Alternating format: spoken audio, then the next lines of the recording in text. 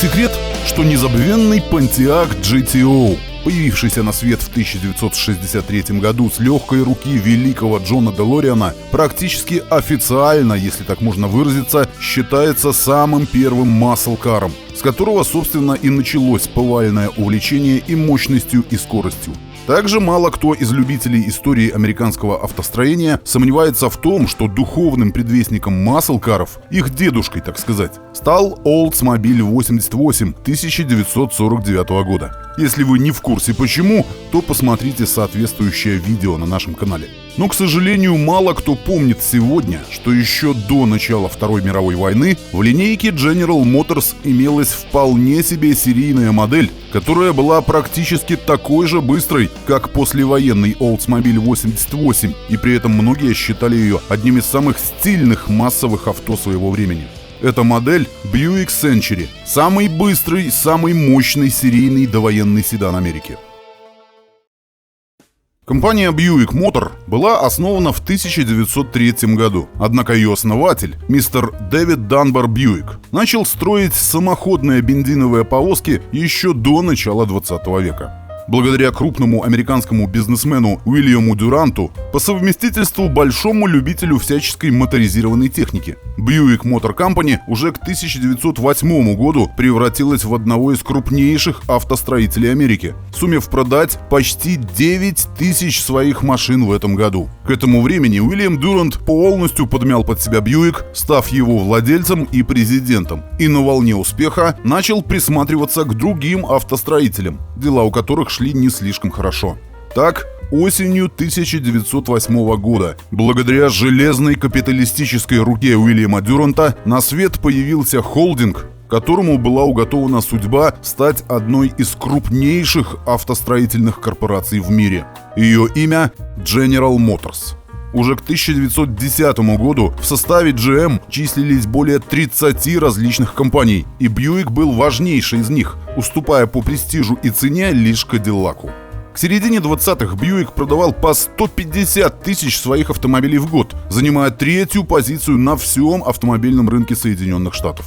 Бьюики быстро совершенствовались. В самом начале 30-х они получили в распоряжение новейшие механические тормоза, новейшие рядные восьмерки и опять же новейшую синхронизированную трансмиссию, значительно облегчившую жизнь водителя. Однако наступившая после краха Уолл-стрит Великая депрессия более чем серьезно подкосила продажи, снизившиеся до 40 тысяч единиц к 1933 году. Дилеры начали быстро разбегаться. Из 2500 дилерских центров Buick в США к концу 1933-го осталось лишь 70. И руководство General Motors всерьез задумалось о ликвидации еще недавно одного из самых прибыльных подразделений корпорации. Но, к счастью, аккурат в том же 1933 году у Buick появился новый босс. Молодой по джемовским меркам и амбициозный 39-летний Харлоу Кертис, ранее возглавлявший подразделение по производству свечей зажигания. Руководство корпорации в конце концов вручило ему карт-бланш на любые действия ради спасения Buick, и Кертис с успехом воспользовался предоставленными ему полномочиями. Представленная в середине 1934 года новейшая серия 40 обзавелась независимой передней подвеской с пружинами вместо традиционных рессор. Но главное, она поступила в продажу по цене на 20% более низкой, чем самый дешевый Buick 1933 года, и это сразу же возымело эффект. Совокупные продажи Buick выросли почти вдвое по сравнению с 1933-м, и хотя они все еще были далеки от жирных додепрессионных лет, начало было положено. Тем не менее, Кертис не стал развивать тему дальнейшего удешевления Бьюиков. В конце концов, это были престижные автомобили. Почти такие же престижные, как Кадиллаки. И по этой причине Кертис сосредоточил усилия на улучшении дизайна, а также скоростных характеристик Бьюиков. Он убедил Харли Эрла, в то время уже занимавшего пост начальника стилистического отдела General Motors, что Бьюик нуждается в собственном, характерном и легкоузнаваемом дизайне, таком же шикарном, как у Кэдди. И этот дизайн, разумеется, выполненный в стилистике Streamline, дебютировал в 1936 году на новейшей модели Century.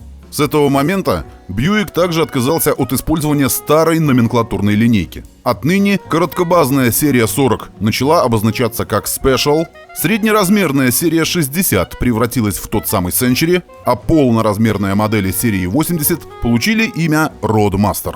И, наконец, большие лимузины серии 90 были переименованы в Limited. В дополнение к уже имеющейся независимой подвеске, новый Century получил гидравлические тормоза взамен старых механических и улучшенную трансмиссию. Кроме того, машины обзавелись полностью стальным кузовом, пришедшим на смену композитной деревянно-металлической конструкции старых моделей. Хотя некоторые частные ателье все еще продолжали предлагать к покупке кастомные Вуди-универсалы на основе Бьюиков. Важно, что уже в базе Century оснащался серьезной рядной восьмеркой объемом в 3,8 литра и мощностью в 93 лошадиные силы.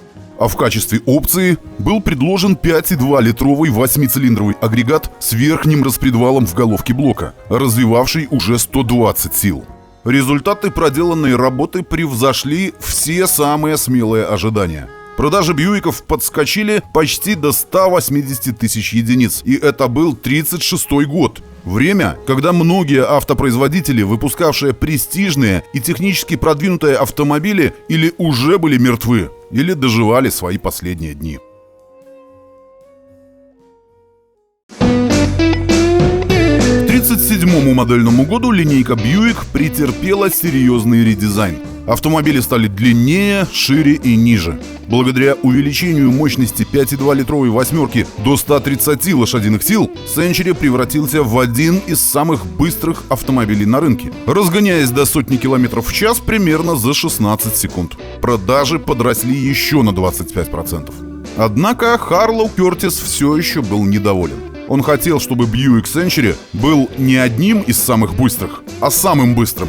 И уже к 1938 году Чарльз Чейн, новый главный инженер компании, сумел выжать из 5,2-литрового двигателя еще 11 лошадок. Получившийся мотор был назван Dynaflash 8. Имея 141 силу под капотом, Century мог разгоняться до сотни за 13 секунд и действительно стал самым быстрым серийным автомобилем в США, за что и получил прозвище Hot Rod для банкиров. Разумеется, в Штатах продавались машины, которые могли похвастаться подобной динамикой. Но тут речь может вестись либо об экзотических, супердорогих европейских моделях, типа Bugatti 57, либо о не менее редких американских, скажем так, суперкарах, таких как компрессорный Cord 812 1937 года, продажи которых измерялись в буквальном смысле единицами. Что касается цены, то самая дорогая и самая мощная версия Century в 1938 году продавалась за $1713, тогда как прайс-лист на тот же Cord 812 лишь только начинался с $3060. Тем не менее, останавливаться на достигнутом Кертис не собирался. К 1941 модельному году все тот же 5,2-литровый рядный 8-цилиндровый силовой агрегат Dynaflash 8 был переименован в Fireball 8, поскольку обзавелся набором существенных модификаций, включая увеличение степени сжатия до 7 к 1 и новейшую систему подачи топлива, состоявшую из двух двухкамерных карбюраторов. Ее особенностью была последовательная схема подключения этих самых карбюраторов, при которой лишь один работал в постоянном режиме, а второй подключался при сильном нажатии на педаль газа. В результате пиковая мощность двигателя достигла 165 лошадиных сил, крутящий момент 376 ньютон-метров. К этому времени компания Packard и Cadillac уже прекратили производство своих многоцилиндровых силовых установок V12 и V16, и Buick Century стал самым мощным серийным автомобилем в США. Соответственно, он остался и самым быстрым, разгоняясь до сотни километров за 12 с небольшим секунд, имея максимальную скорость в 162 км в час. Buick Century был действительно очень и очень быстрым для начала 40-х. Ведь в следующий раз подобной динамики удалось добиться лишь к началу 50-х на том же Oldsmobile 88 или, к примеру, грандиозном Hudson Hornet, который в клочья рвал всех соперников в соревнованиях стоковых автомобилей, известных как NASCAR.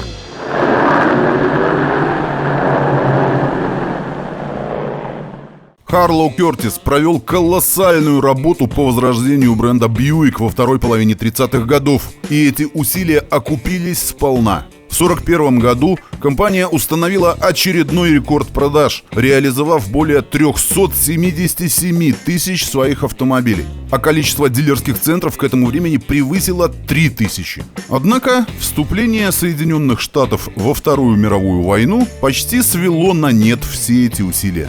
Менее 100 тысяч легковых моделей Бьюик было продано в 1942 году, а потом производство было переведено на военные рельсы.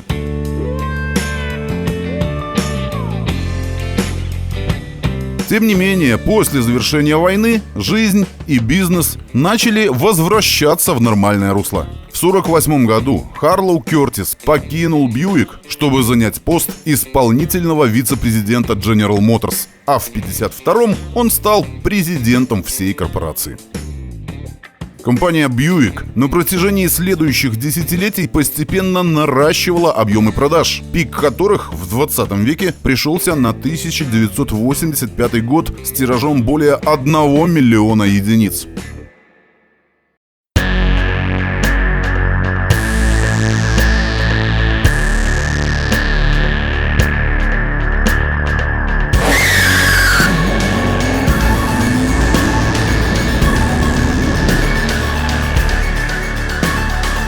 Но несмотря на то, что именно в этот период компания начала выпускать свои знаменитые турбированные модели Grand National, кульминацией которых в 1987-м стал невероятный Buick GNX, марка начала быстро терять свои позиции и уже в начале 21 века едва не отправилась на тот свет, вместе с другими подразделениями GM, которые легли под нож в тот период.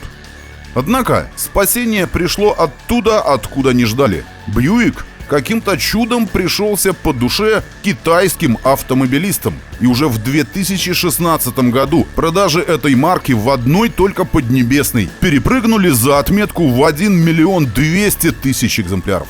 Что касается модели Century, то она продержалась на рынке 6 долгих поколений и ушла на покой лишь в середине нулевых. Более того, в 2022 имя Century было возрождено и начало использоваться на новейших минивенах Buick, предназначенных опять же исключительно для Китая.